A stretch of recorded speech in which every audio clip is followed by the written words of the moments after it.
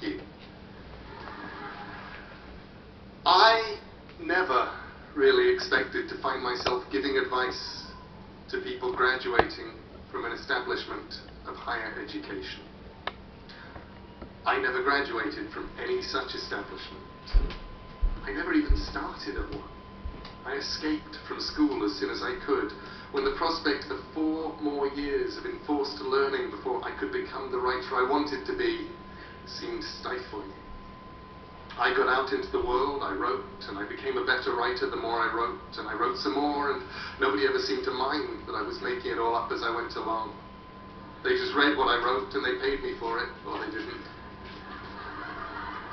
And often they commissioned me to write something else for them, which has left me with a healthy respect and fondness for higher education that those of my friends and family who attended universities were cured of long ago. Looking back, I've had a remarkable ride. I'm not sure I can call it a career, because a career implies that I had some kind of career plan, and I never did. The nearest thing I had was a list I made when I was about 15 of everything I wanted to do. I wanted to write an adult novel, a children's book, a comic, a movie, record an audio book, write an episode of Doctor Who, and so on. I didn't have a career, I just did the next thing on the list. So I thought I'd tell you everything I wish I'd known starting out, and a few things that looking back on it, I suppose I did know. And then I'd also give you the best piece of advice I'd ever got, which I completely failed to follow.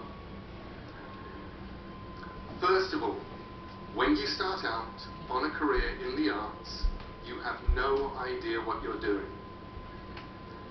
This is great. People who know what they're doing know the rules, and they know what is possible and what is impossible. You do not, and you should not.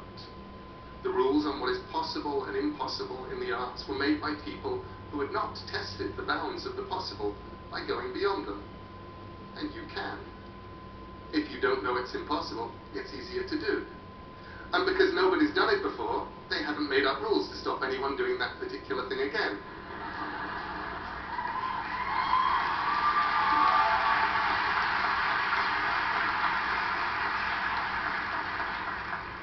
Secondly, if you have an idea of what you want to make, what you were put here to do, then just go and do that. And that's much harder than it sounds, and sometimes in the end so much easier than you might imagine. Because normally there are things you have to do before you can get to the place you want to be. I wanted to write comics and novels and stories and films, so I became a journalist, because journalists are allowed to ask questions and to simply go and find out how the world works. And besides, to do those things, I needed to write, and to write well. And I was being paid to learn how to write, economically, crisply, sometimes under adverse conditions, and on deadline. Sometimes the way to do what you hope to do will be clear-cut, and sometimes it'll be almost impossible to decide whether or not you're doing the correct thing, because you'll have to balance your goals and hopes with feeding yourself, paying debts, finding work, settling for what you can get. Something that worked for me was imagining that where I wanted to be, which was an author, primarily of fiction, making good books, making good comics, making good drama, and supporting myself through my words. Imagining that was a mountain, a distant mountain, my goal.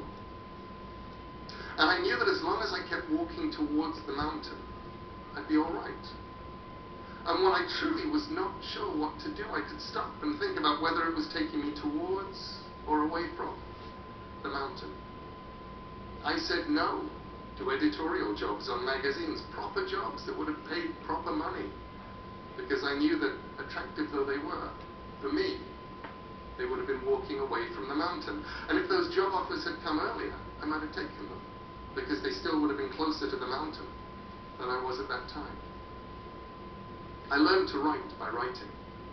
I tended to do anything as long as it felt like an adventure, and stopped when it felt like work, which meant that life did not feel like work.